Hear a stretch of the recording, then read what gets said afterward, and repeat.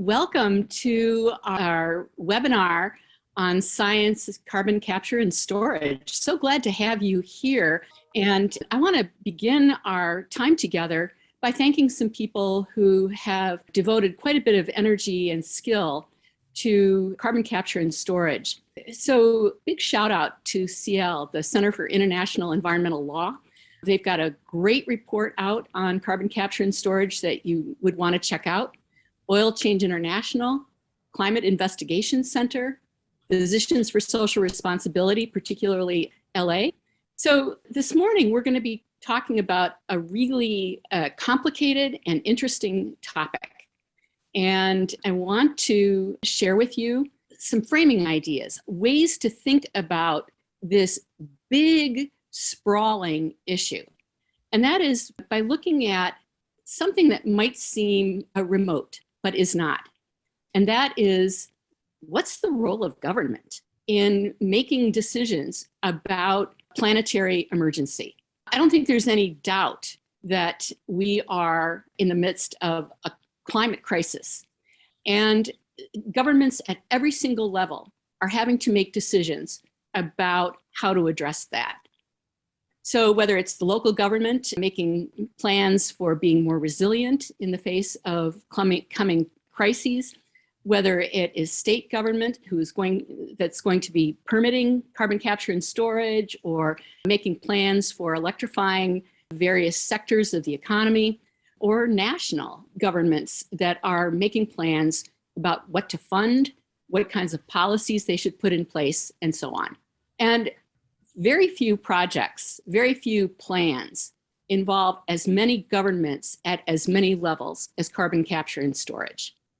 Now, if your theory of government is that the main role of government is to grow the economy and that the free market is going to solve all our problems, carbon capture and storage is your baby. You will want to have all of your money sunk into carbon capture and storage. You're going to give a lot of public money to carbon capture and storage if growing the economy is your solution to problems. If it is not, if you think government has a different role, and that is the well-being of every one of its constituents, it's the well-being of the earth, and that that we need to measure things in other units than, say, the GDP. If we needed to measure it in public health or other things, then carbon capture and storage is not your friend. There are other ways to address this critical problem of climate change. And today, we're going to ask another question, and that is, what's the role of science in public policy? You know, we've long thought that science is primarily used to develop new technologies so that we can grow the economy. If that's the role of government, then we're going to keep on investing our research and development dollars in new technologies, grow the economy. And again, carbon capture and storage is right in line with that kind of philosophy. So if you have a different idea about what science's role is in public policy, does it help us understand how the world works? Does it help us evaluate technologies for meeting the goals that we're trying to set? Does it provide early warnings for difficulties and dangers that we're facing? Then you're going to use science in a very different way. The scientists who are present with us this morning are public interest scientists. They are not shills for an industry. They are not shills for some particular technology. They have not received dollars to develop some new technology to make Exxon rich. They are here representing future generations. They are here representing the health of the earth. They are fulfilling their duty to warn. And I want to thank you, or the scientists that are here, the people who are here, bearing witness to the tragedy that we are now facing and willing to stand up to power and talk about what would really make a difference for climate. I want to introduce the people who will be speaking, and then I'm going to turn it over to Sandra Steingraber, our first speaker. And she's the first person that I want to introduce. Sandra is senior scientist with the Science and Environmental Health Network, and the Science and Environmental Health Network is sponsoring this call today. She's a biologist and a writer, an extraordinary writer. She has a PhD in biology. She's been a longtime advocate for what I think of as a sane, reverent approach to science. Terry Tempest Williams, another wonderful writer, said that a body of work that we've done on scientific uncertainty, the precautionary principle, is actually restraint in the name of reverence. And I think Sandra has done some astonishing work in bringing both sanity and reverence to the questions that we're facing in our day. And then we're going to have Mark Jacobson, who is the director of the Atmosphere and Energy Program, professor of civil and environmental engineering at Stanford. He's a senior fellow of the Woods Institute for the Environment and an extraordinary writer and thinker in his own right. And we are so pleased to have Mark here. The innovations that he's approached his science with to ask the critical questions and try to find answers that will guide public policy in a way that actually address the climate crisis that we're facing. I want to also then recognize Dr. Ted Shetler, also a colleague at the Science and Environmental Health Network. He's a physician and a public health scientist.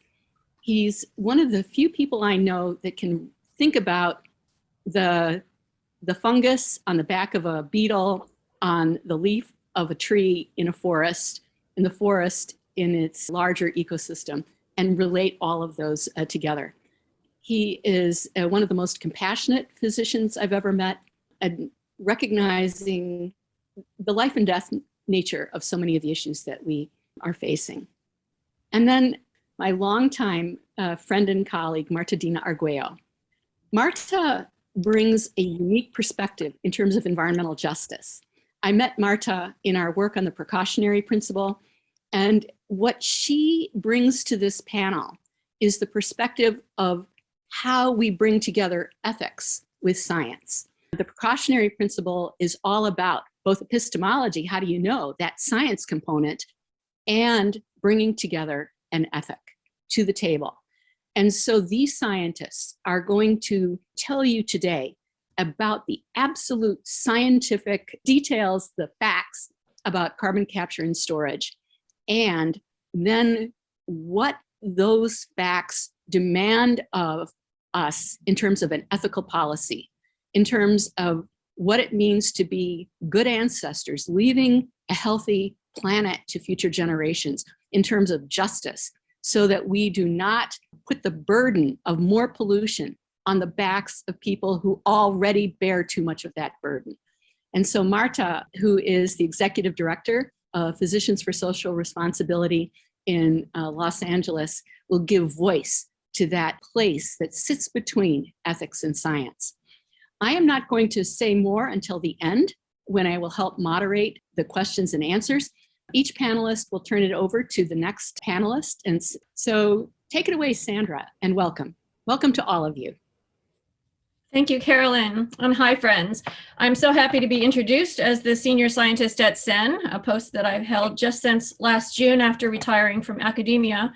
I've been a longtime admirer of this little visionary group of scientists, health professionals, and attorneys, so I feel like I'm sitting at the cool kids table now. As many of you know, I'm a PhD biologist whose work for the last 10 years has focused on the risks and harms of fracking. Together with my co-principal, Carmi Orenstein, MPH, we compile the Fracking Science Compendium, soon to be released in its 8th edition from Concerned Health Professionals of New York, which is now a partner with and a special project of the Science and Environmental Health Network. And fracking is actually where I want to begin today's briefing on carbon capture and storage. I think we all know by now that fracking, a newish, complicated technology for extracting bubbles of oil and gas, from inside shale bedrock by using water as a club to smash those rock layers apart. Fracking is a huge problem for the climate. Fracking operations have allowed the US to become the #1 world producer of oil and gas as of 2016. And the science clearly shows that North American fracking operations are now driving a disastrous ongoing upsurge in global methane emissions. By contrast, carbon capture and storage is a newish, complicated technology designed to collect carbon dioxide from high-emitting sites, liquefy it, and then transport it via pipeline to where that carbon dioxide is either used for something else or stored underground. Fracking and its sprawling infrastructure turn the communities where it's practiced into dangerous industrial zones, contaminating both air and water with toxic pollutants, raising public health risks, and because the engineering is inherently accident prone, raises basic safety risks for communities and workers alike. But 10 years ago, fracking occupied a very different political and cultural space. It was marketed to us as a climate savior, not as the climate villain that we now know it is. Natural gas, invisible vapor, was seen as clean energy, a magic carpet, a bridge that would carry us away from sooty coal into what the International Energy Agency called a golden age of gas, and then presumably toward renewable energy future. Now we know that the massive investments in fracking actually function to prolong the fracking fuel era, entrench oil and gas infrastructure, and actually impede the development of renewable energy. So this is my starting point. The same marketing script that is being pulled off the shelf now to sell us on carbon capture and storage as a climate solution. Except with fracking, we're now on Act 4 of that script and can clearly see the ending as a tragedy. With carbon capture and storage, we're just starting on Act 1. However, there are many evidence-based reasons to suspect the plot line of this play is very similar and the ending is going to be grim. So we here at Science and Environmental Health Network do not have all the answers, but we'll share what we've learned so far and invite you, especially the reporters who are listening in, to participate with us in a kind of collaborative analysis. So my remarks are going to be pretty quick and breezy because we really want to focus on the Q&A part of today. So very quickly, I want to share with you 6 things that I believe carbon capture and storage shares in common with fracking to serve as a kind of frame and kind of provoke our thinking about in our conversation today. So first of all, fracking was never invented to lower carbon emissions or serve as a climate solution. It was eventually dressed up in climate clothing, but fracking came into this world as a way for the oil and gas industry to get more oil and gas out of depleted oil and gas deposits at a time when most of the easy to get oil and gas was already gotten and burned. Similarly, carbon capture and storage came into this world not as a result of climate scientists sitting down and figuring out what's the most effective way to keep carbon dioxide out of our atmosphere, but rather its origin story is as a technique developed by the fossil fuel industry to push more oil out of depleted oil wells. And indeed, 81% of the carbon capture to date by carbon capture and storage has been used to extract more oil from existing wells. That's called enhanced oil recovery. And it does so by making the oil less sticky and more able to rise to the surface. In other words, the reason carbon capture and storage was invented and its continuing main function is to extract out of the ground a fossil fuel that, absent this technology, would have stayed in the ground. And putting a finer point on that, 14 existing carbon capture and storage operations exist in the US today and are up and running. And of those 14, 13 of them are used for enhanced oil recovery. In other words, the carbon dioxide so captured is used to push more oil out of the ground. And because that's the origin story of CCS, to get more oil out of the ground by pumping carbon dioxide into it, it's no surprise that when the goal has now changed to keep, or allegedly changed, right, or it's marketed as changed. In other words, the new goal is purported to keep carbon in the ground permanently and out of the atmosphere. That's a retrofitted purpose. It's no surprise then to learn that there are no standard methods for monitoring, verifying, or reporting whether that CO2 actually stays in the geological layers that it's pumped into. All right, a second feature that CCS shares with fracking is that it's a money pit. It's really, really expensive to do, and it's not profitable in any way without massive public subsidies. For fracking, these take the form of tax incentives and exclusion from federal environmental regulations that would add costs to fracking. And those are regulations that govern all other industries, but fracking gets a pass. For carbon capture and storage, subsidies take the form of public taxpayer dollars that are going to be coming right out of federal legislation that's now being debated. Without public policy and public funding supporting fracking or carbon capture and storage, these technologies could not compete with renewable energy. Hence, carbon capture and storage functions like a lifeline to the fossil fuel industry, not as a transition away from dirty energy. It's a delay tactic that impedes the rollout of renewables. And the corollary to that is that when you create subsidies that pay operators to pump carbon dioxide into the ground, and you pay them by the ton for doing so, there is no incentive to make sure that that CO2 stays in the ground. In fact, the subsidies create incentives for cheating on storage, record keeping, and verification, as Peter Montague and Carolyn Raffensperger document in an essay that's coming out in our new newsletter. Third, carbon capture and storage, like fracking, simply doesn't work to lower greenhouse emissions on any scale that approaches what we need to avoid catastrophic runaway climate chaos or meet our obligations under the Paris Climate Agreement. No carbon capture and storage project has ever delivered on time, on budget, or to promised performance standards. There are exactly 0 carbon capture and storage success stories. In fact, just the opposite. The track record of carbon capture and storage is a string of embarrassing failures. And so 2 quick examples here in the United States, the Petra Nova coal plant in Richmond, Texas was supposed to be our flagship and the poster child for CCS, received a $1 billion federal grant, and it was mothballed in 2020. Its carbon capture goal was only 33%, so it had modest goals to start with. It never hit that. And by the way, all that CO2 that it did capture went to nearby oil fields for more oil extraction. The very biggest carbon capture storage project in the world, Chevron's Gorgon gas plant in Western Australia, also complete failure. It purported to capture carbon at a liquefied natural gas facility and then bury that carbon dioxide inside sandstone under some islands. And $54 billion later, and 5 years of trying, it was only able to capture and sequester less than half the CO2 that it had promised, and it too was declared a failure. So part of what makes carbon capture and storage so failure prone, and you're going to hear more about this in the presentations to come, is that carbon dioxide is not a gas that likes to stay captured. When in the presence of moisture, it converts to carbonic acid, whether it's inside a pipeline or underground somewhere, and therefore it lowers the pH of its surroundings, which means that it's corrosive. And it tries to eat its way out of any container, steel pipeline, or rocky vault that is trying to sequester it.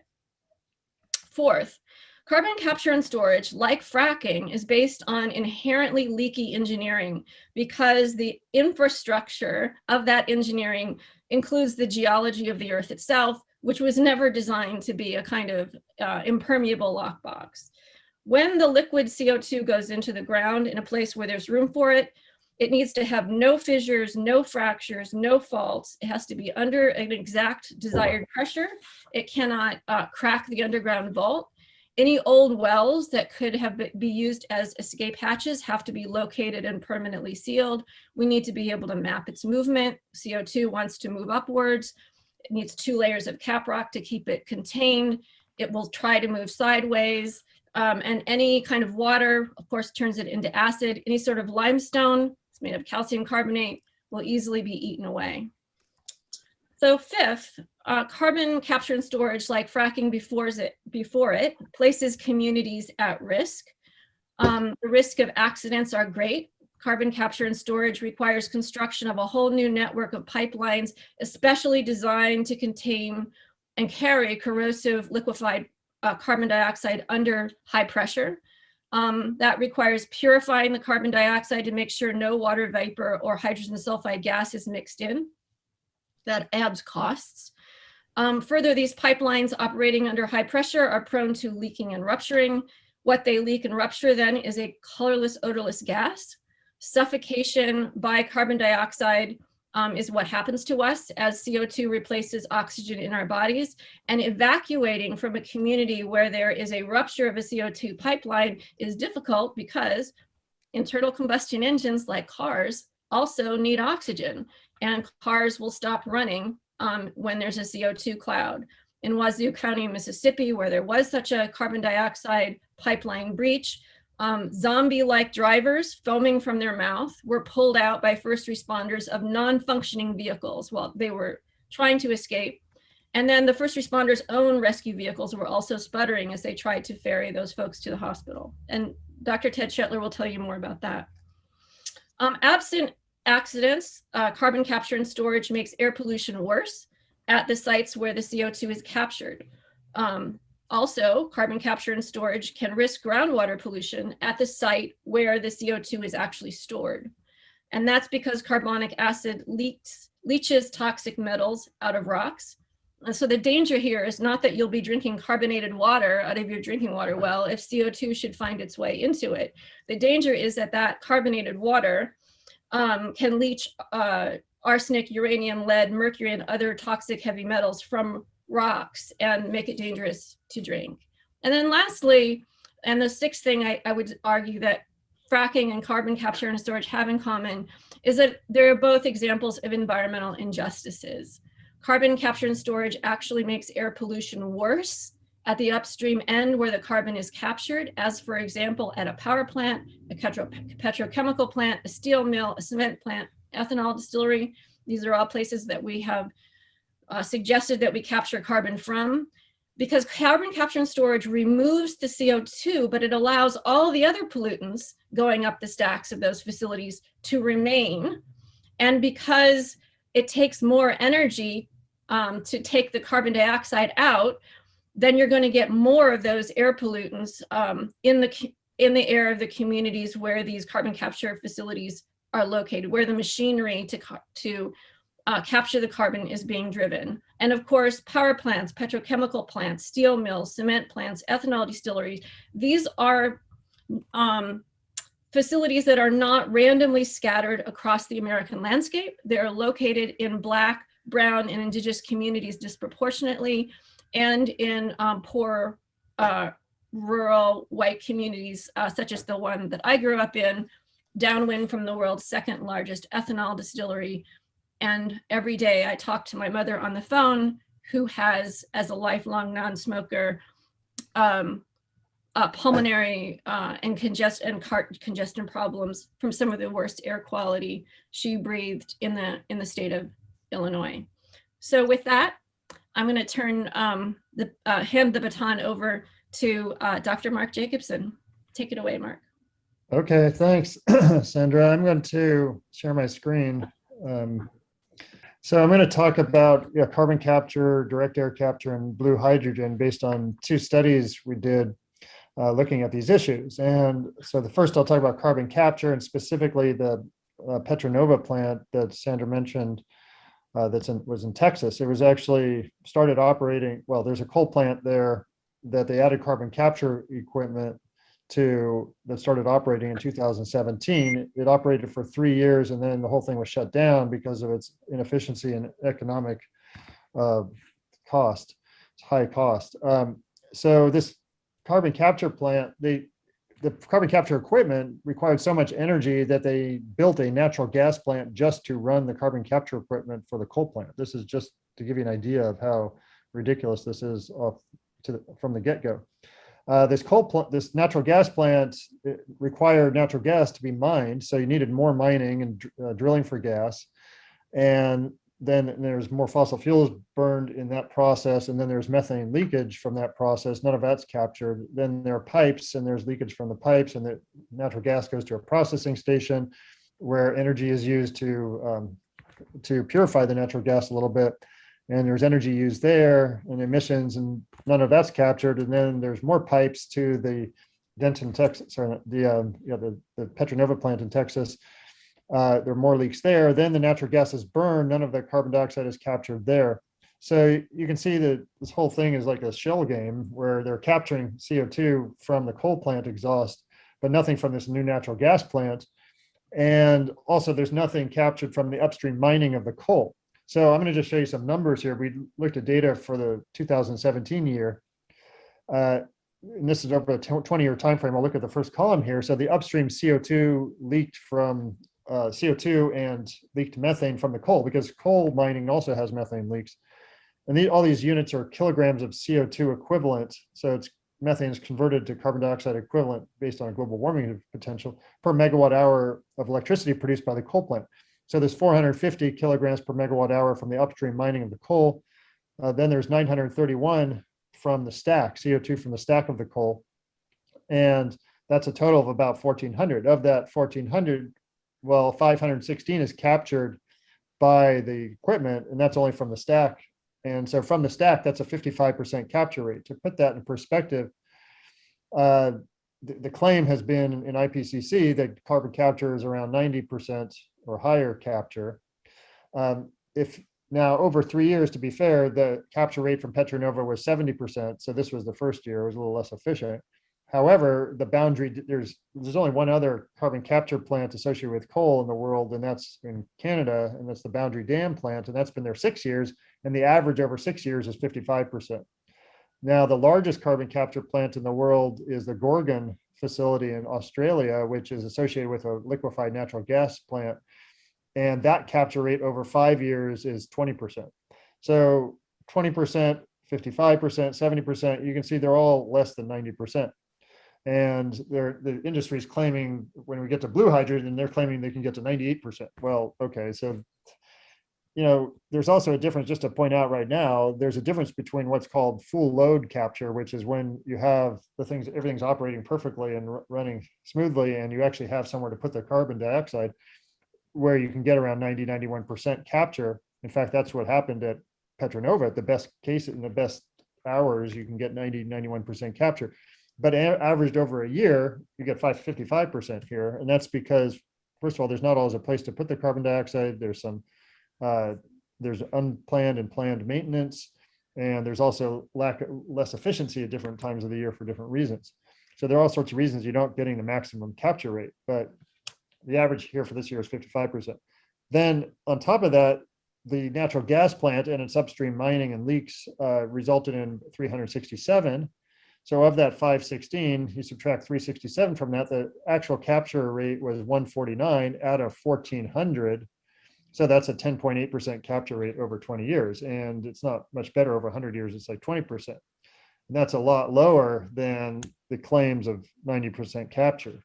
Now, if I look at this next slide, I look at 4 cases. Well, the first case on the left is a figure of just the CO2 emissions, which I was just talking about. And on the right is the social cost, because the carbon capture equipment is not taking anything else out except for CO2. So the air pollution continues from the coal plant and from the natural gas combustion and mining and this coal mining.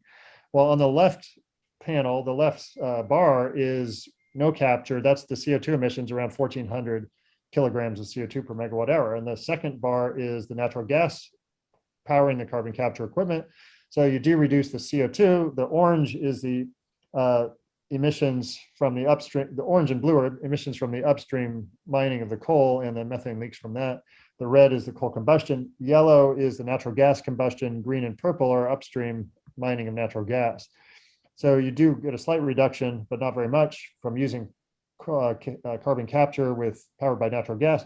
Now, hypothetically, let's say we use wind power to power that carbon capture equipment. Okay, you eliminate that upstream mining and the combustion from the natural gas. So it's better than the natural gas. However, the question then is, well, why not use that wind just to replace the coal plant in the first place? Why would you use it for this extra equipment?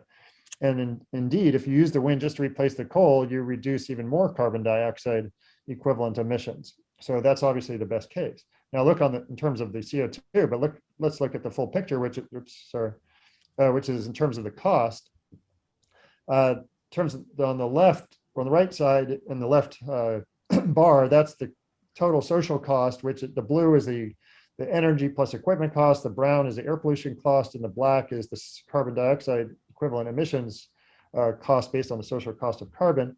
And you can see that doing nothing is cheaper than carbon capture. If you actually add carbon capture, it's more expensive from a social cost point of view, because air pollution goes up, the brown, the equipment cost goes up because you need now CCS equipment and the new natural gas plant to power that. And the black, which is the CO2 equivalent emissions cost, that goes down slightly, but not very much. Now, using wind, it's still even more expensive from a social cost point of view to use wind to power the carbon capture equipment than doing nothing with the coal plant.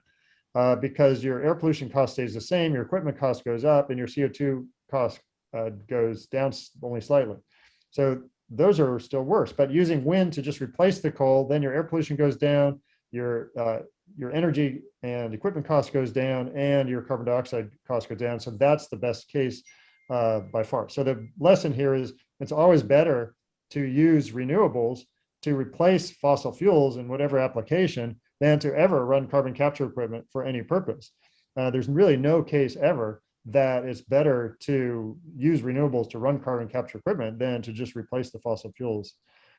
So just to summarize this, using natural gas to run coal with carbon capture reduces CO2 only 11.8 to 20% over 20 to 100 years, while increasing air pollution, mining 25% and incurring a carbon capture equipment cost.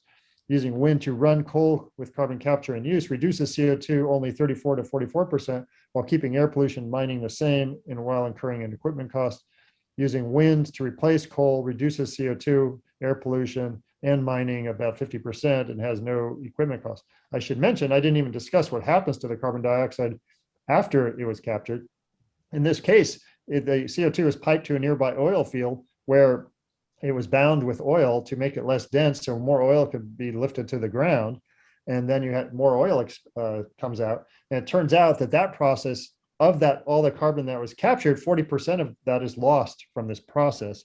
So you're really not capturing, there's actually no proof that any carbon is actually captured in net from this whole process. It's likely to be actually a carbon increase. So yeah, and that's the same with all these other plants.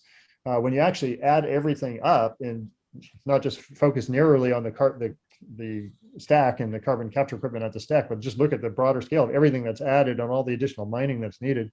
There's no proof really that any carbon dioxide is captured at all with carbon capture. Now let's look at direct air capture, which I call synthetic direct air capture, as opposed to natural direct air capture, which is like trees and plants or storing in agriculture. Direct air capture is when you have equipment and you try to extract carbon dioxide from the air. Now you would think immediately this is even less efficient than carbon capture from a coal plant because the CO2 is more dilute in the air than it is from the stream of a coal plant.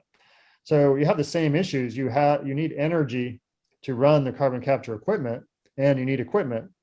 And let's say you get that energy from renewables. Well, why would you even do that? Why not just take those renewables again and replace a fossil plant, and you get more benefit because the direct air capture equipment doesn't reduce any air pollution at all, but replacing a coal plant or gas plant does reduce air pollution and mining and all sorts of infrastructure. So in fact, here's kind of a list of things that you do when you take wind, water, and solar electricity and replace fossil fuels. You eliminate non-CO2 air pollutants from the fossil combustion. You eliminate the upstream mining and the pollution. You eliminate pipelines, refineries, gas stations, and other infrastructure. You eliminate oil spills, oil fires, gas leaks, gas explosions, international conflicts over energy, blackout risks by decentralizing power. So this is the advantage of using renewable energy to replace fossil fuels rather than to run direct air capture equipment. Now, so we looked at a direct air capture plant that was by this company in Canada. And again, I'll look at the 20-year time frame, and that's relevant. I'll tell you why 20 years is relevant in a few minutes when I talk about hydrogen. But so in this case, this equipment would remove 825 kilograms of CO2 per megawatt hour of electricity required to run the equipment. But it actually used a natural gas turbine to power that equipment. And so it released 334 kilograms of CO2 per megawatt hour. And so the difference between that is 404 that's returned to the air. So it's removing 825 and then it's natural gas upstream returned to the air is 334.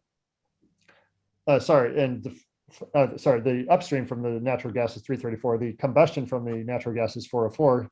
And so the difference between 825 and those two numbers is 87. That's the actual net capture rate, which is around 11%. And over a 100-year time frame, that's 31%. So it's really hardly capturing anything compared to what it's claimed to capture. Now, let's again look at the CO2 equivalent emissions in 4 cases on the left and the costs on the right. Now, in this case, doing nothing, there's no cost. if you power this direct air capture with natural gas, you get the blue is the reduction of CO2 due to the capture. And then again, this is before we even look at what's happening to the CO2. The orange, red, and blue are the emissions of CO2 equivalents from the natural gas mining and transport and combustion. Now, the third bar is if we use wind to power the capture equipment again, and then so there's no upstream mining, so you do get a benefit. But if you use wind just to replace coal, you get even more CO2 reduced. And then on the right, the social cost of doing nothing is really the social cost of the coal plant that we're not replacing, which is the brown is air pollution and the black is CO2. Direct air capture powered by gas, you're adding an equipment cost, which is the blue. You're increasing the air pollution, which is brown is higher, and then the CO2 is slightly lower. And so there's almost twice as much social cost as doing nothing by doing direct air capture. And then using wind to power the direct air capture, you reduce the air pollution from the natural gas because you don't need the natural gas now, and you get and also you reduce some of the CO2 equivalents, but your equipment cost is similar. But using wind just to replace the coal plants, you eliminate all the air pollution, all the CO2, and you don't need carbon capture equipment costs. So you just have the little blue is the cost of the wind turbine. And it's 1/10 the social cost of using natural gas for direct air capture. So in other words, using renewable energy just to replace a fossil plant is 1/10 the social cost as direct air capture powered by natural gas, and 1/5 or 1/6 of the cost of using wind to power the direct air capture equipment. All right, so let's just look at the last topic, which is blue versus gray hydrogen. We did a study with Bob Howarth, and I did a study looking at blue hydrogen, which is using steam reforming of methane, which is the most of 96% of all hydrogen today is produced from fossil fuels. Most of this is steam reforming of methane. And blue hydrogen is the same as using steam reforming of methane. And by the way, steam reforming of methane, you take natural gas, you mine it, you pipe it, you run it through this equipment, and you produce hydrogen and CO2. But you need energy to run the steam reforming equipment. You need heat and electricity, and you get that from burning more natural gas. So you burn natural gas and produce CO2 and pollutants, and then you use CO2, methane as the feedstock to produce the hydrogen as well. So the methane is used for two purposes: one's for energy, one's for feedstock.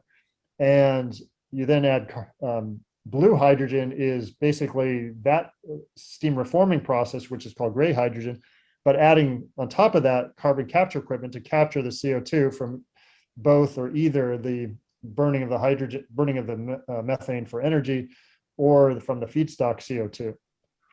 So anyway, we looked at that. We assumed a leakage rate of methane. It's really an emission rate of methane through the whole process, from the upstream mining to the transport to the use. The emission rate of methane about 3.5% of all the natural gas that's mined. But we did look at a range of 1.5 to 4.3%. We looked at carbon dioxide capture rates from pure steam from the SMR. Pure stream from the steam reforming equipment of 85%.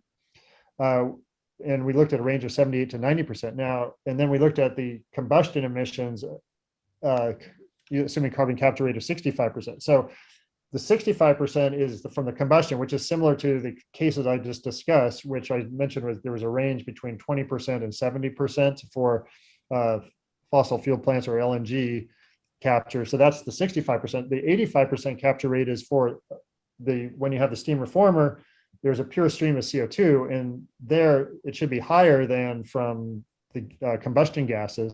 You should get a higher capture rate. But in fact, in reality, there's only two plants that have carbon capture from steam reforming, and the one that has data, it's at 78.8%.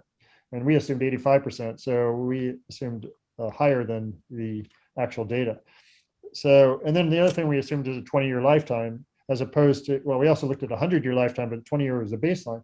And why would we do that? Well, first of all, there's two reasons. One is that the global warming potential is based on a pulse emission. So you look at year zero, a pulse emissions, and then you look at the impact of let's say methane over 100 years from that pulse emissions, the warming of that over 100 years versus the warming of carbon dioxide.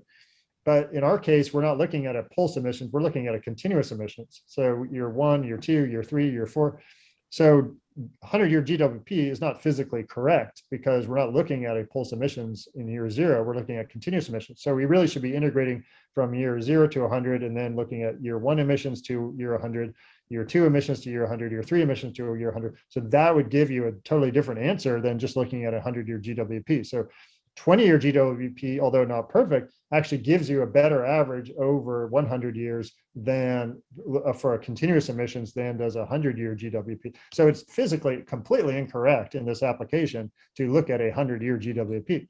The second reason to look at a 20-year GWP is, well, methane and black carbon. Black carbon is also the strongest component of global warming per unit mass. It's like 1 million times more powerful than CO2 when it's in the air, but it's not in the air very long. We need to look at, for short-term pollutants like carbon dioxide, sorry, like black carbon and methane, they cause short-term high impacts. And so we're basically, by looking at 100-year GWP, you're basically ignoring all the short-term impacts that cause tipping points and significant damage now. If we're able to reduce methane and black carbon, for example, that reduces impacts over the next 20 years and buys us time to mitigate CO2 in the longer run. So the point is that 20-year GWP is definitely physically correct, and also it makes sense from a climate point of view.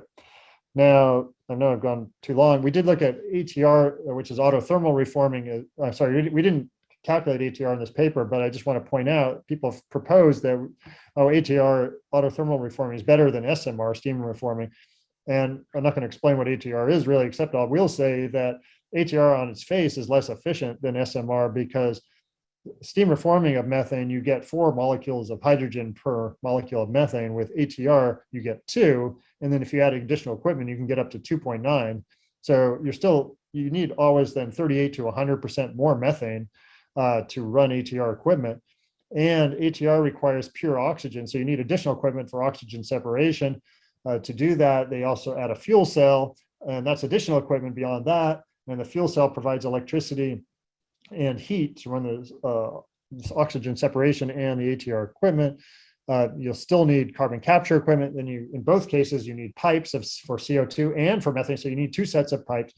The whole thing is completely ridiculous in both cases because the option is green hydrogen, which is just use wind or solar plus an electrolyzer. No pipes, no methane pipes, no CO2 pipes are needed. No, oxygen separation, no steam reforming equipment. None of the other bells and whistles are needed. And so we already have green hydrogen, and so that's really what's needed. I think I'm taking way too much time, so I'm just going to. I just only have a couple more slides here. These are results from the SMR gray versus blue hydrogen case. So this is carbon dioxide equivalent emissions per megajoule of energy. Well, gray hydrogen is the one on the left. When we count for both CO2 and methane, that's the highest emissions, gray hydrogen. Now, blue hydrogen, though, it's slightly reducing the total emissions, but hardly at all to, considering you need all this extra cost. And that's, again, ignoring what happens to the CO2 after it's captured. If it's used for enhanced oil recovery, then 40% of that's lost, and then the blue hydrogen is actually even more emissions than the gray hydrogen. Now, there are 2 cases of the blue hydrogen, they're very similar, but just burning natural gas, you can see, is even lower, and burning diesel or coal is lower. So the conclusion is blue hydrogen is actually, it results in higher emissions than just burning natural gas or coal for heat. And so on its face, it's just really not benefiting anything with all this. And you're basically keeping the fossil fuel industry in business on this kind of scam. In fact, all 3 of these, the carbon capture, direct air capture, blue hydrogen, are all they're just basically ways to keep fossil fuels in business, and they hardly do anything. And in fact, increase social costs. So just to conclude, these are just the numbers associated with the last graph. So there's nothing new here, except I did add green hydrogen, which is using wind or solar to power, to provide electricity for electrolysis to produce hydrogen. There's 0 grams of CO2 equivalent per megajoule, no natural gas mining or air pollution as well. So it's clearly by far the best thing because you don't have any air pollution, you don't have any mining of fuels, you don't have any leaks of CO2 after it's captured. You don't need any additional pipes. So it's just the whole idea of blue hydrogen or even gray hydrogen is just a boondoggle. So here's some resources. There's a couple of papers that all the carbon capture and direct air capture information was from the second link. The blue hydrogen paper is in the third link. And the first link is just a book that is where I summarize, at least I do summarize the carbon capture and direct air capture, but also the alternatives of clean renewable energy. So I will stop there and thank you very much.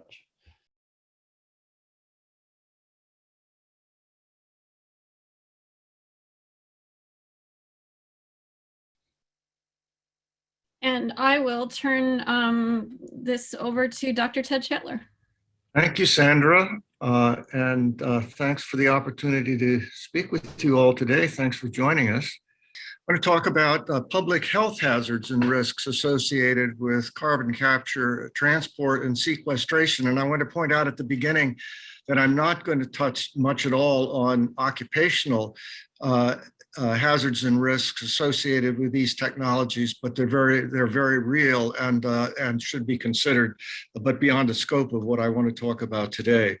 So the hazards that I want to summarize are associated with each stage of this technology. The carbon capture, for example, as we've heard, has impacts on air quality at the capture site, but also at the fuel extraction sites.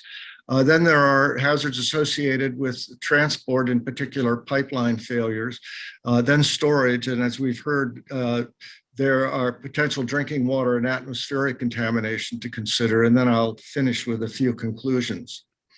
So carbon capture requires energy to both capture the carbon and also to compress it into a somewhat of a liquid form for transport through pipes. And as we've heard, putting a carbon capture technology onto a power plant, for example, requires considerably more energy for the plant per kilowatt hour of electricity than if you didn't have that carbon capture technology added to it. And so, as we've heard, there's going to be increased emissions associated with this extra energy use, except for the CO2, which is captured and then needs to be dealt with. And there will be also increased upstream environmental health impacts from the extraction of that extra fuel and transport it to the site where it is used. So what are the hazardous air pollutants that we're concerned about that are coming from these plants that are added to because we've added the capture technology? I just want to figure out if I can move this ribbon at the top of my slides so I can get rid of it, but I guess I can't. For a gas-fired power plant, if you add more energy use onto it, you're going to have more oxides of nitrogen and methane that are released from the power plant. Both of these are ozone precursors. Ozone, as you may know, is an air contaminant that's formed when oxides of nitrogen and then various volatile organic compounds are released into the air in the presence of sunlight, where there are chemical reactions that produce ozone. From a coal-fired power plant, emissions that will increase will be oxides of sulfur and nitrogen, and then particulates, air pollution, and of a special concern of the small particulates, so-called PM 2.5 and smaller. 2.5 refers to the diameter of the particulate, 2.5 microns or smaller. And then there will be mercury and other metals that will increase. There will be air and water pollution from the fuel extraction upstream in order to power this added need for energy. And most of these impacts will be largely felt in local communities where these technologies are deployed.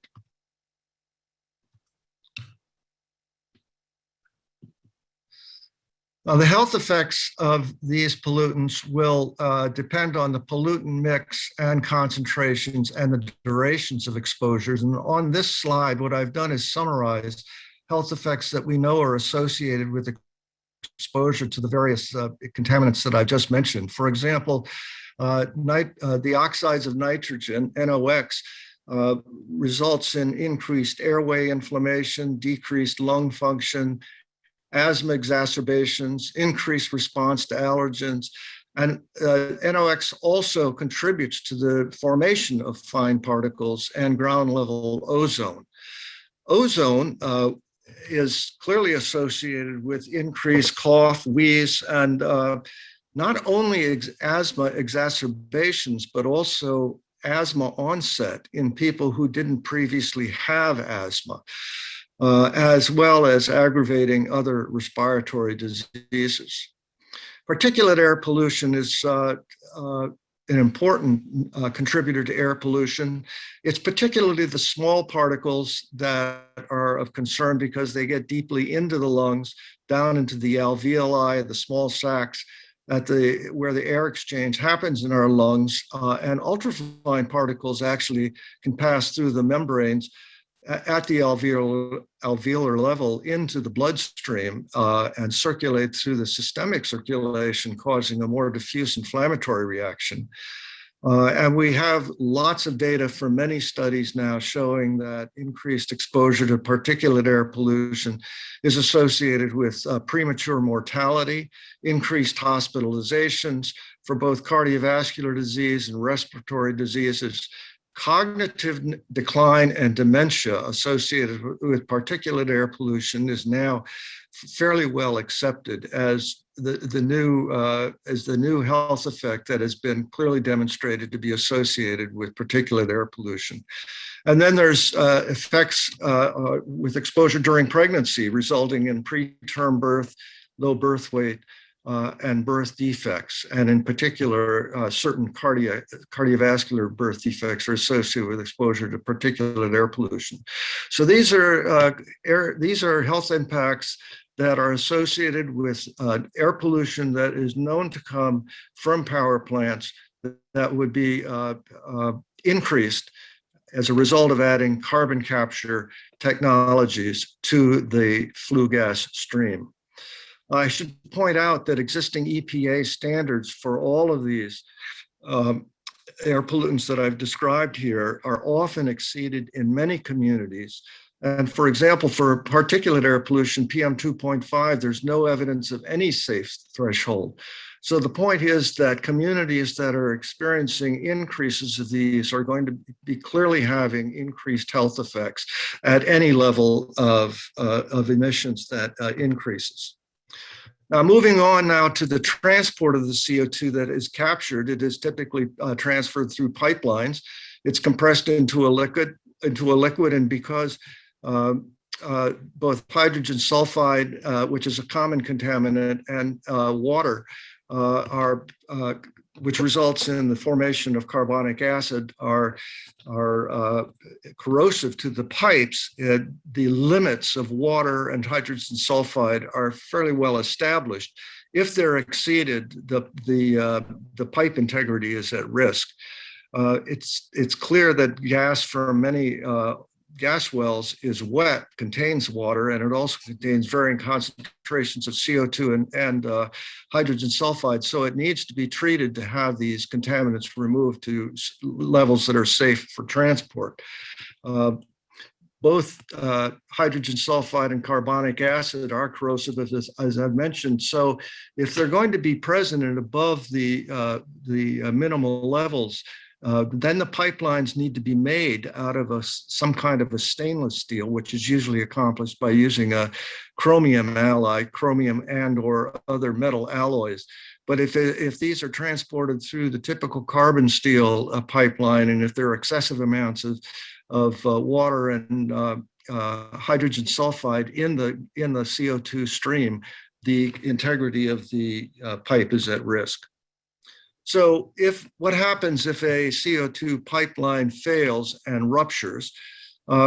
There's an explosive release of very cold cloud of gas and small particles that will continue until the supply is depleted or until the pipe is turned off. CO2 and hydrogen sulfide are both heavier than air, so they settle near the ground and they displace air in the region. This is highly dangerous in populated areas where hazardous concentrations can disperse over hundreds of meters to more than a kilometer, depending on the topography, wind direction, and strength, and the pipeline size and the extent of the rupture. But you can see how if a large cloud of CO2 and hydrogen sulfide were dispersed in a populated area, displacing air, that it would be highly dangerous. This is exactly what happened in the incident that Sandra mentioned earlier about the failure of the carbon dioxide pipeline in Mississippi that is reviewed in a Huffington Post article recently published. For those of you who haven't seen it, it's worth reading because it's a very clear case study of what happens when people are exposed to the sudden release of carbon dioxide mixed with some hydrogen sulfide in a populated area. This is a summary of what we know about carbon dioxide toxicity. It is an asphyxiant, meaning that if it displaces oxygen, then obviously we get into trouble because we don't have enough oxygen. So that's what an asphyxiant is. But it also has toxic properties beyond its capacity to serve as an asphyxiant. CO2 has no odor. And what I've listed here in the bullets on the slide are what happens as the concentrations of exposure increase.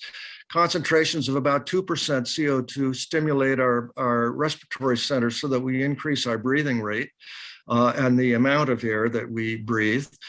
At 5% concentration, our increased breathing rate becomes distressing and we become anxious.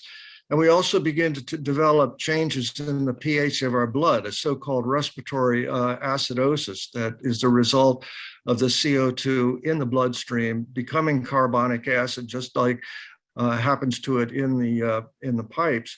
And if it overwhelms if it overwhelms the buffering systems in our blood, then we become acidotic. Our pH of our blood drops. If we are exposed to concentrations of 7 to 10% for a few minutes, unconsciousness can occur. And concentrations of more than 10% would become unconscious in less than a minute.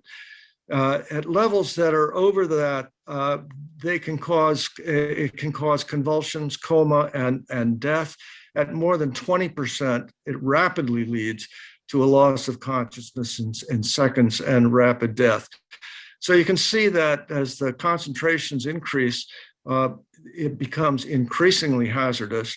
The National Institute for Occupational Safety and Health says that it's an exposure to 4% carbon dioxide concentration poses an immediate threat to life, and that anybody who is in that kind of environment should rapidly be removed to avoid these outcomes.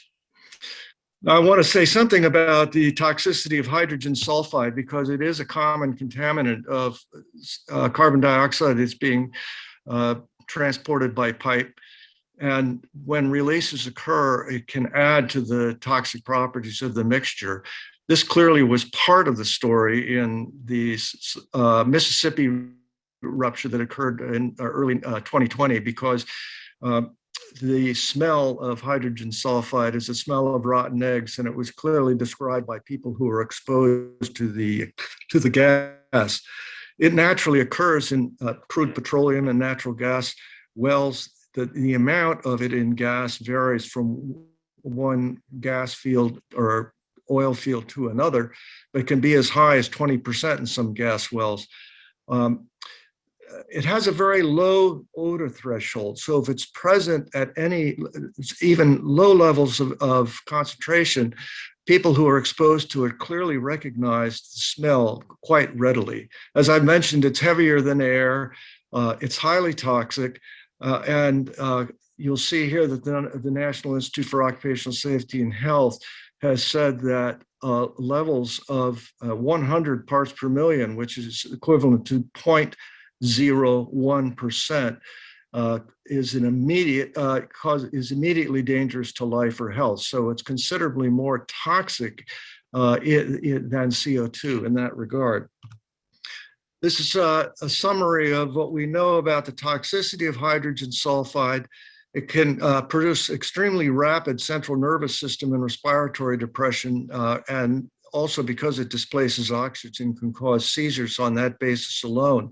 But there's an interesting collection of symptoms and signs that are associated with hydrogen sulfide exposure that are really quite unique to this particular compound. At low levels of exposure, it causes a conjunctivitis, an inflammation of the surface of the eye.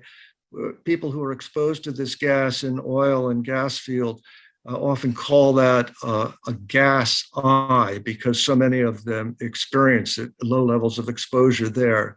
As I mentioned, it has a rotten egg smell, and that becomes apparent at very low levels of concentration. But what happens is the concentration increases to just 100 parts per million. An olfactory paralysis occurs, which means that the olfactory nerve no longer perceives the rotten egg smell. And that can be dangerous because then a person might incorrectly assume that the exposure has gone away, when in fact what has happened is that it's actually increased. As the exposure level increases and the concentrations increase to 250 to 500 parts per million, coughing, difficulty breathing, and pulmonary edema or inflammation and fluid in the lungs can occur.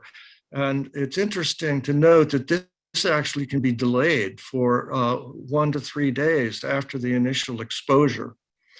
And then higher concentrations, getting above 500 parts per million, can cause shock, staggering, convulsions, inability to breathe, and rapid unconsciousness. Even at somewhat higher levels, even a very short exposure, single breaths of higher concentrations can cause sudden unconsciousness, which is referred to as a knockdown in the oil and gas industry, where a worker who is suddenly exposed to a high concentration can suddenly find him or herself unconscious because of this rapid knockdown effects. So it's a very interesting and a troubling sort of collection of signs and symptoms from hydrogen sulfide exposure that we need to be concerned about if there were exposures in populated areas. So let me move finally onto the CO2 sequestration underground and think a little bit about the public health impacts.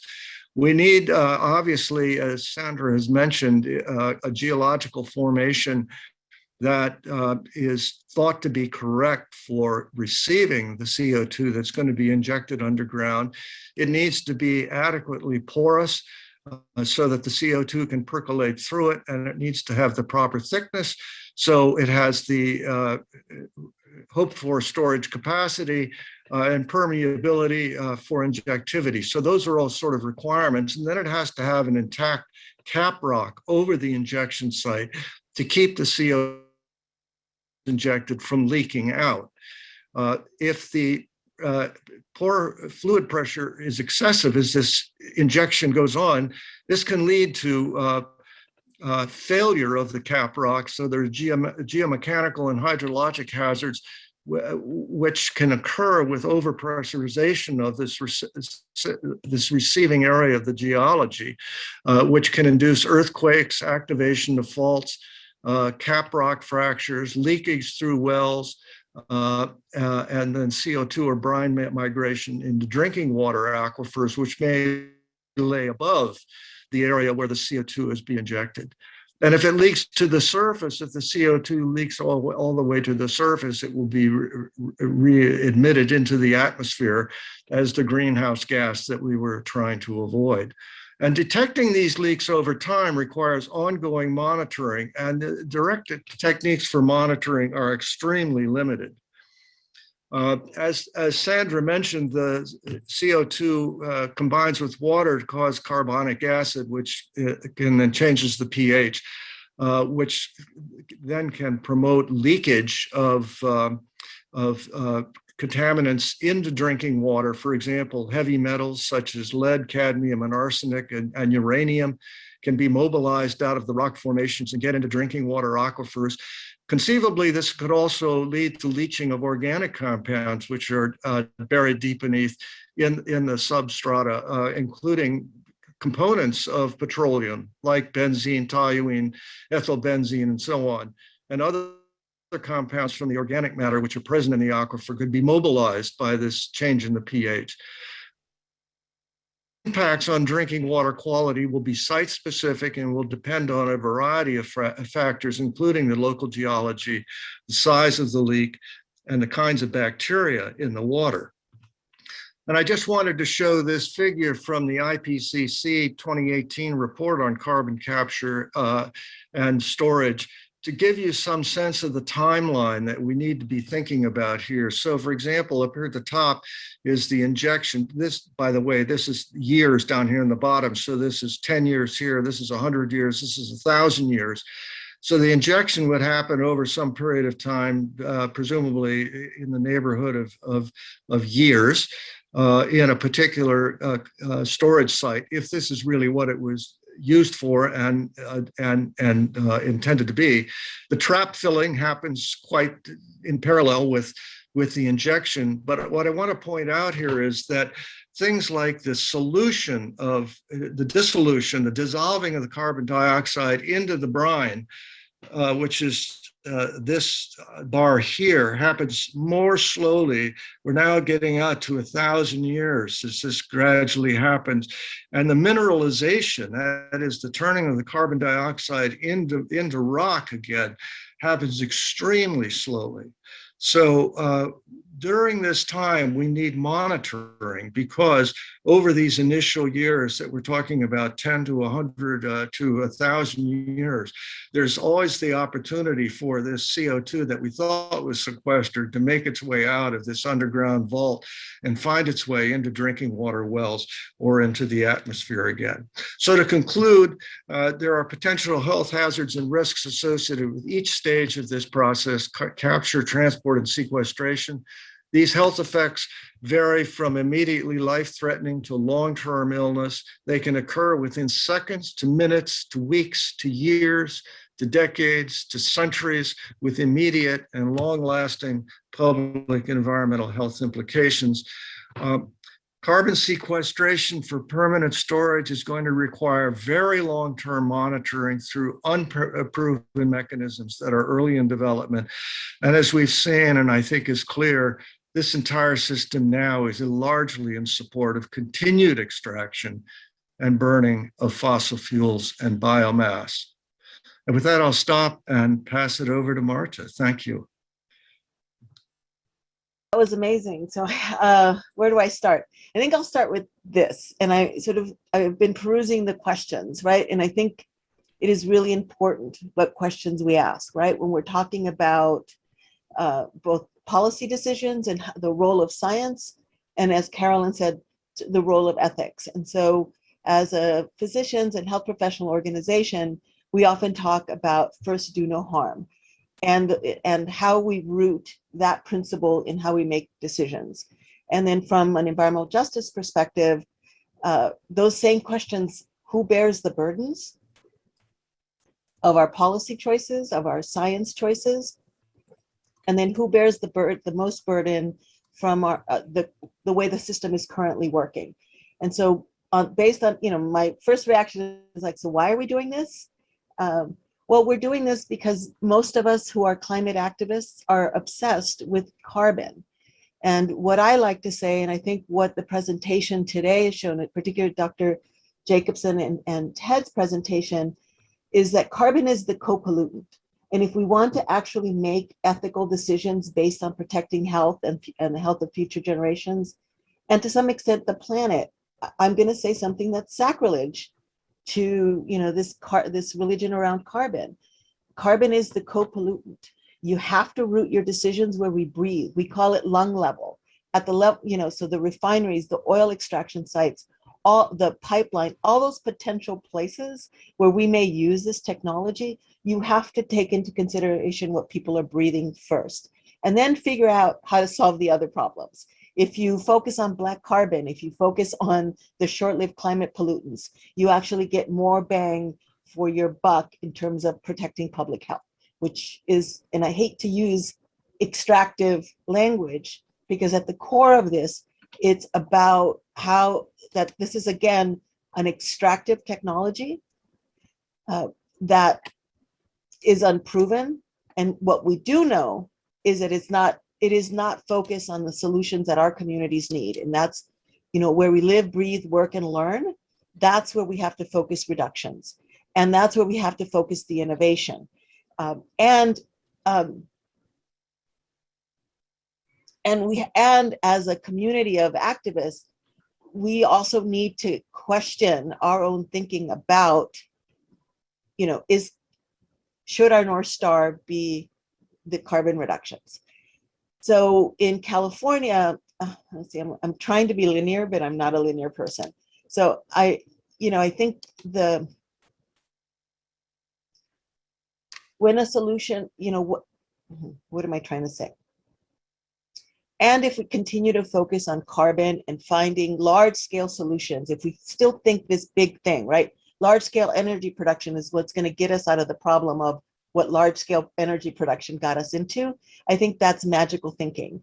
And so what we need to, again, root in who bears the burdens of the current practice, but we often don't ask who's going to bear the burden of these solutions. And that fundamentally is unethical. We continue to place the burden on Indigenous communities, on Black communities, Latino communities, frontline communities who are already experiencing the tipping point, right? So if we keep focusing on, we've got to keep carbon under this point, well, we forget that for many of us, that point of no return has already been crossed.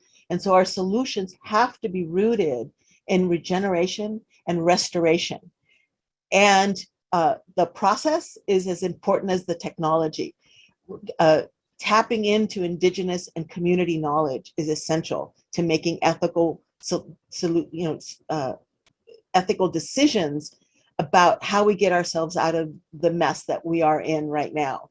And I worry when I see well-meaning people talk to me about the climate emergency, and we talk to them about the public health emergency that people are experiencing and living, and their response is, but we got to reduce the carbon. It's an emergency. And so that thinking is leading us into supporting false solutions. And we just have to not do that anymore. Stop doing that, right? And it's been really fascinating as we've, as our organization has sort of been thrown into this battle because we, in California, we have a cap and trade program and we have a low carbon fuel standard. And we've seen, how those false solutions have actually made things worse in our communities. And now we see, that it's this multi-headed hydra, right? That, you've got the cap and trade program that allows offsets, that allows for the low carbon fuel standard, that often those supposed low carbon fuels are being produced in our communities. So every solution keeps pushing the burdens deeper and deeper into our communities. So that is not something that is sustainable, and it's not something that's going to get us to solve the problems that we need to solve at the community level where people breathe. And I don't know how much time I have, but I'm going to keep going. We also need to, no one is really assessing this. There was a question in the box about the social cost. I don't think we are assessing the full social cost. What I have seen, certainly at the California Air Resources Board, is as they develop their scenarios for how they're going to meet their 2040, 2045 targets, they're assuming they have to use carbon capture and sequestration. So what we see is a shell game, is we actually don't have ways to meet these standards, but through accounting, we're going to say, this unproven technology that we actually have lots of evidence that doesn't work, but we're going to ignore it because there's tons of money coming into funding those false solutions. We are going to account for how we're going to reach those reductions with this unproven technology. So what that means is you're going to, massive giveaways to this industry that's still going to continue to pollute our communities. And when I hear, what Ted Shetler is presenting, I'm again reminded that that if we don't keep fossil fuels in the ground, if we keep finding ways to extend it, we're just not going to get to the point we want to get to. And we may somehow magically keep carbon, emissions under 350, or whatever the targets that we have to meet, but the air might be unbreathable, right? So you could do those things. And I don't think we're taking those things into consideration. We're also, really concerned that the push for these kinds of technocratic solutions is just putting off the inevitable. And that is that our economic system that is based on extraction is not, and our markets are just not set up to deliver justice. They're not set up to protect future generations because it's just not profitable, right? And so we have to stop thinking that the practices, the economic practices that got us here are going to get us out of this, right? So listening to communities, lifting up community-based solutions are important. And the other thing that we've done wrong as a movement is that we have framed the issue as jobs versus the environment. And every single large-scale solution from cap and trade and now CCS and these other false solutions play into that false division and have allowed for some segments of labor to align themselves with the oil industry because they can't see the alternatives, right? But a lot of that is how we framed the fight. We should be standing shoulder to shoulder with their workers and figuring out a just transition and figuring out what that looks like. And it may look very different, right? Climate fights may look very different if that's what we put at the center, that we have to protect communities and workers first. What would that mean? It would mean that many of the large environmental organizations who support this as a solution need to stand out of the way and allow the environmental justice community and the science community to actually sit down with workers without the oil industry as an intermediary and say, you know what?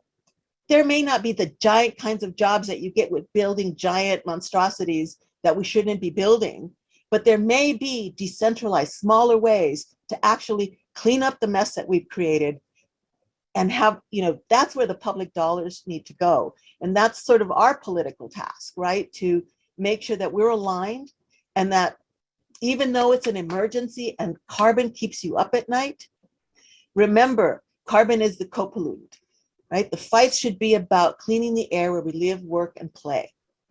And what technologies and processes are going to get us there, because process is as important as the technology.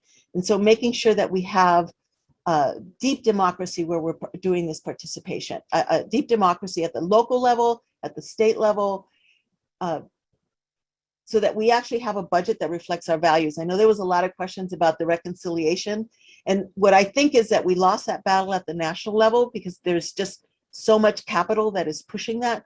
This now becomes state by state fights to stop these false solutions.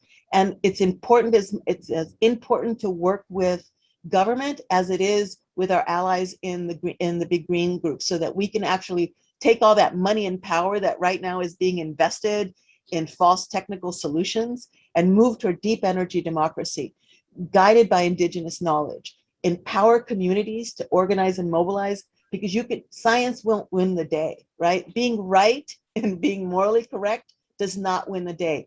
Power does. And that's what we're lacking, is the ability to mobilize large numbers of people or critical mass of people to stop these bad solutions. Because to me, that's the only ethical thing to do. We just cannot extend the life of fossil fuels. We can't keep thinking that somehow magically we'll avoid the worst. Just remember that for many communities, we have not avoided the worst. And so that approach has not worked. And so we have to radically shift how we do environmental policy, who we support, and how we lift the voice of community-driven science to find those solutions. And I'm going to stop because I think I want us to do Q&A because there's tons of really great science questions and some political ones. Thank you so much to all of our panelists. I'm so grateful that you brought this wonderful body of information to this group. There are a lot of questions. I'm assuming that the panelists were able to scan them. I'm going to start in the few minutes that we've got left. Sandra, do you have any comments that you want to make in response to either questions that you saw or other panelists? There are several questions that point to whether or not all of the different kind of facilities that we're referring to all kind of have this same kind of carbon capture and storage. So I do want to just make one quick point here, which is to say that yes, the same sort of machinery that would suck carbon dioxide out of a coal burning plant's smokestack is the same kind of technology being used at an ethanol distillery. So that's the same. And they take roughly this kind of the same amount of extra energy that you heard, which is why air pollution gets worse wherever you have carbon capture storage technology hooked up to any kind of facility, whether it's a LNG plant, a coal burning power plant, a cement plant, whatever it is. Local air quality gets worse. And because those kinds of facilities are located in poor and non-white communities, disproportionately, the air quality, as Marta explained so eloquently, gets worse in those communities. I'm going to draw a distinction there between another kind of technology that Mark talked about, which is direct air capture carbon, which is kind of a giant vacuum cleaner that purports to suck carbon dioxide straight out of the atmosphere, not attached to any one of these kind of carbon generating facilities. That, in fact, is a separate technology. And there is a good faith debate to be had about whether sometime down the line we should do that or not. There is no good faith debate about whether carbon capture and storage attached to one of these combusting industries is a good idea. It's actually a terrible idea. So that's it from me. Mark, do you have anything you'd like to comment on in terms of the questions that were asked directly to you or in response to the panelists? Yeah, I'm looking at one of the questions. It was about, well, is CCS useful for like steel or heavy industry? And I would say no, because, well, first of all, with steel production, there's actually a process now in place, and actually it's operating in Sweden, which is 100, well, it's 98% carbon free steel. And so they actually produce hydrogen from renewable electricity, hydro and wind primarily. And then the hydrogen is replacing carbon in the steel production process. You usually use carbon to reduce iron oxide into pure iron, and the hydrogen can do that same thing.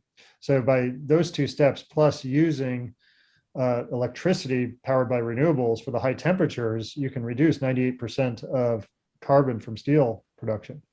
And so, but well, what about cement? So cement's a little more difficult, but there are also actually several methods, at least, well, when I say several, at least two methods of producing cement that eliminate most carbon as well. So there are alternatives to cement production, so you don't need to capture. But even let's say you didn't want to capture carbon dioxide from cement production, because cement is produced, you can eliminate most carbon just by replacing the energy needed for the high temperatures with electricity, with arc furnaces and resistance furnaces to get high temperatures. But there's also this process CO2, which is from chemical reaction. So some people say, well, we should capture that. But again, you need equipment and energy to do that.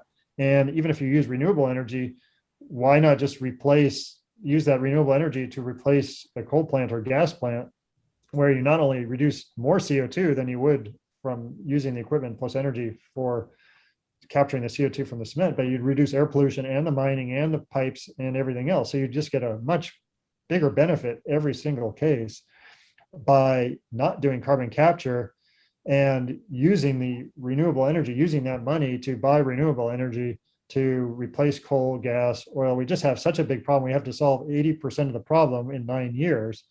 And so we can't waste money on things that have really marginal benefit. I mean, just CO2 reduction, okay, it's great, but you get more CO2 reduction and you eliminate air pollution and you eliminate mining and infrastructure when you replace fossil fuel plants. So it's better to allow some CO2 and then use that money to get rid of more CO2 and get rid of all the other problems. It's just social cost benefit is so much larger, and that's what I'd support. I want to just interject a little bit of a case study because I know there are a lot of Iowans here. We have the largest proposed carbon capture and storage project in the world for the Midwest, and Iowa is ground zero for some of that. They want to capture the carbon from ethanol plants. And the background behind that is that we're producing a vast amount of corn through industrial agriculture. The byproducts of that agricultural system is that we send all of our nitrates and other things down the Mississippi River where we pollute New Orleans. We add to the dead zone in the Gulf. We take that ethanol because we've captured the carbon supposedly, and we sell it to California as a low carbon fuel under their standard, and they can then pay more for Iowa's agricultural production of ethanol and our carbon capture and storage.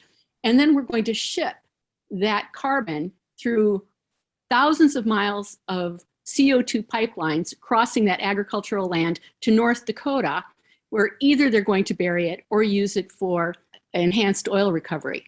Now, the horrible thing about it is Summit Carbon Solutions, the company that's proposing this big project, has said that it will get 25% of its revenue from the federal tax credit, the Q45 tax credit, which is the use of public money to fund industrial agriculture that we're going to sell to California to keep their cars on the road and send additional pollution down to New Orleans. It's insidious. We will make this available to all of you. We are so sorry we didn't have time for more of your questions. We've done a lot of writing on this, and I also want to recognize the Center for International Environmental Law. Look up their report. Go to PSR LA, Physicians for Social Responsibility LA, to look at the document that they filed in the state of California about carbon capture and storage. The Climate Investigations Center, Kurt Davies and Dan, fabulous report on Satartia and Mississippi. Many resources out there, including Oil Change International's good report. You can get our newsletter online. It's posted. It's got a fact sheet done by Peter Montague and myself. It's got lots of valuable information, an essay by Sandra, lots of other good things. So stay tuned. We're in a long struggle, and I want to honor the scientists that have spoken today and the presenters today. You're doing the work of the angels, and I want to thank you so much and honor you. If future generations have a sporting chance, it's because of the likes of yourself. Thank you so much, and thank you to those who listened in on this webinar. Thank you very much.